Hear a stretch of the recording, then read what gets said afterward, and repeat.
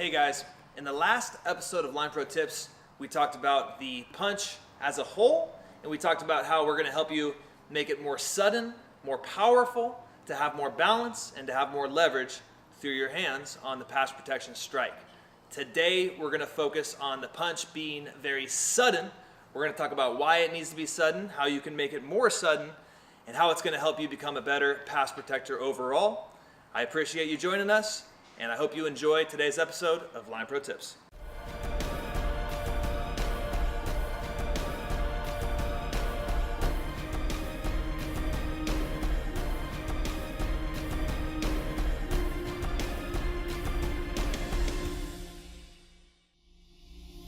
So when I say that your punch needs to be sudden, what exactly does that mean? Okay, I'm talking about the time it takes from your hands to go from ready to engage with your target.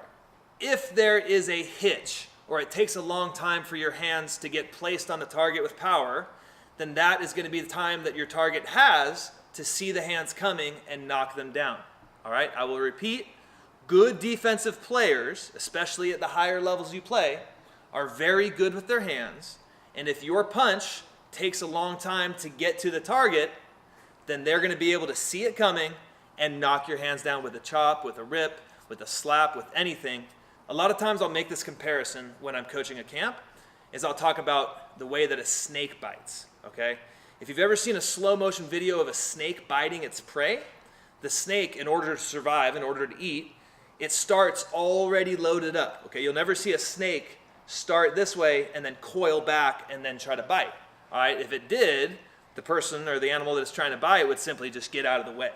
Okay, the snake starts coiled and then it just fires out, and it always is able to sink its teeth, and then you'll see the person or the animal make a reaction afterwards.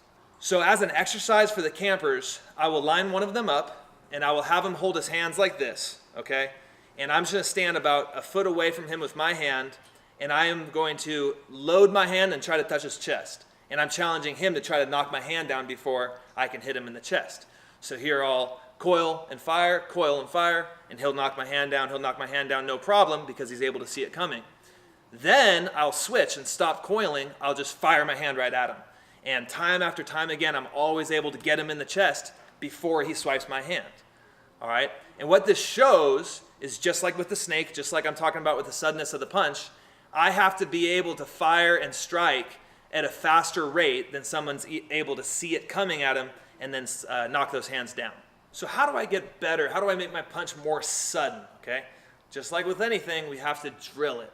All right, so I'm going to show you a couple good drills that you can do. The first and foremost, most easiest thing is just to make sure that our hand carriage is good, that our hands are open.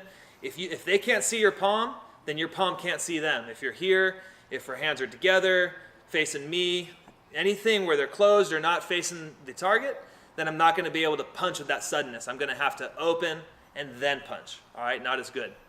So the first and most simple drill that you can do is just to practice at a slow pace with a non-moving target, so a stale or stagnant target, to just let your hands show and then throw through the target, okay? Line yourself up just about an arm's distance away from that target and just practice just getting a little thud in there. All right, but make sure we're not loading that punch back, okay? Make sure it's nice and pulled back here, elbows at my side, thumbs coming up, and I can just punch and punch and punch and just get repetition, just feeling the muscle memory of where that punch starts and how quickly it goes straight to the target.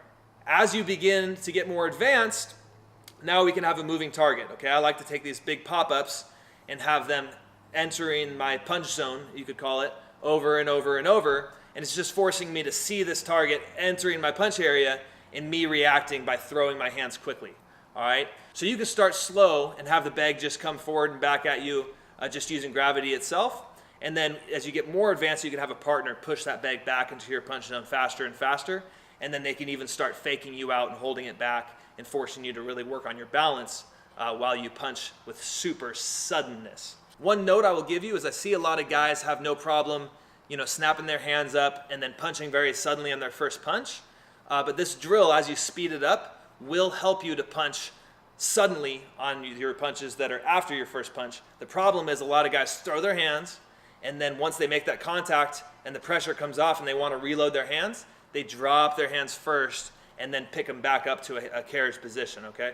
So as you're doing this drill and your hands are going on and coming off, try to focus on making them come right back to where they started, all right? So I call that a piston motion.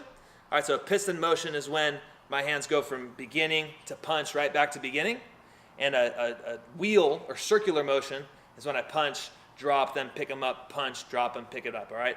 So as you start going fast on this drill, it'll expose if you have a bad habit of having a wheel motion, or if you can trick your hands into going straight forward and back into a piston motion. So now guys that we got good hand carriage and you're able to throw those punches very suddenly, we're gonna move forward and start talking about in our next videos how you can be more powerful, and then also how we can maintain more balance and leverage during our punch and pass protection. I'm Alex Linenkohl, aka Coach Linny. This is Linepro Tips. I appreciate you joining us, and we'll see you next time.